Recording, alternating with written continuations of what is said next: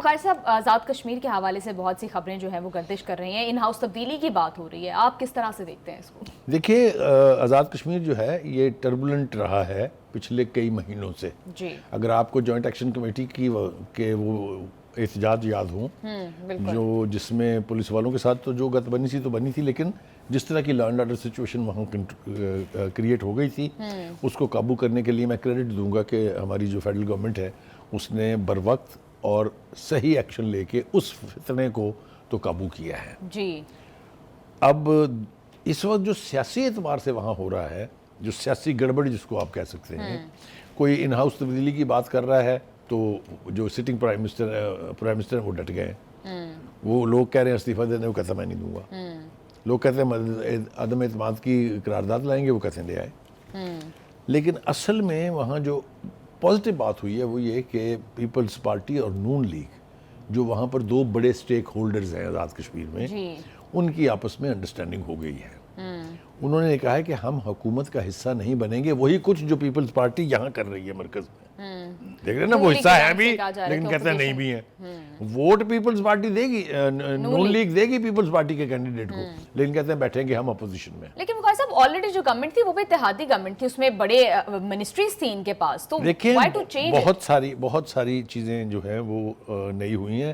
ایک تو یہ کہ وہ جو فارورڈ بلاک بنا تھا پی ٹی آئی کا، ان میں سے 9 جو وزراء تھے جو پی ٹی آئی کے ممبر تھے انہوں نے پیپلز پارٹی فارملی جوائن کر لی ہے. اس لیے کہ الیکشن کمیشن کے تحت اب وہ کسی پارٹی کے ممبر نہیں ہے، انڈیپینڈنٹ ہے. اور independent M N A M P A کہیں بھی اگر جوائن کر لے کسی دوسری پارٹی کو تو ڈی سیٹ نہیں ہوتا. تو 9 بندوں نے جو جوائن کیا ہے پیپلز پارٹی کو، اس کے بعد پیپلز پارٹی کی پوزیشن اسٹرینتھن ہوئی ہے، کوئی دو رائے نہیں ہے اس کے بیچ میں. لہٰذا وہی فارمولہ جو یہاں پر استعمال ہو رہا ہے کہ پیپلز پارٹی ہر لحاظ سے حصہ بھی ہے حکومت کا، اور وہ کہتے ہیں کہ جناب ہم تو حصہ نہیں ہیں. وہاں بھی اب یہی ہوگا کہ اپوزیشن میں بیٹھی ہوگی نون لیگ، وہ کہے گی ہم تو حکومت کا حصہ نہیں ہیں.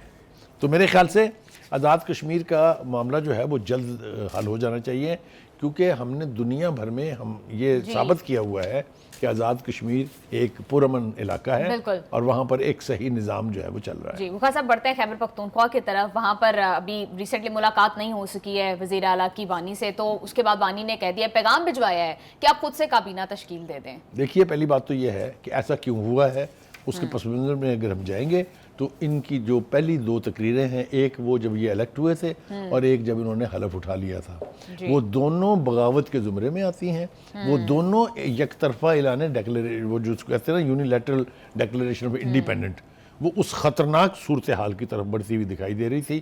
اس لیے انہوں نے کہا لے بھائی اگر تیرے میں اتنی ہمت ہے جس طرح کی بڑھ کے تو نے ماری ہیں تو ذرا مل کے تو دکھانا ذرا اس سے. ہونا چاہیے جی نا، یہ بالکل آپ ڈکٹیٹ نہیں کرا سکتے. جیل مینول کہیں یہ نہیں کہتا کہ آپ پولیٹیکل سیکریٹریٹ چلائیں جیل میں بیٹھ کے. جی بخاری صاحب بالکل ٹھیک کہہ رہے ہیں. Thank you so much for your analysis. Programme کا ٹائم ہو گیا ختم. سی یو آل ٹمورو. اللہ حافظ.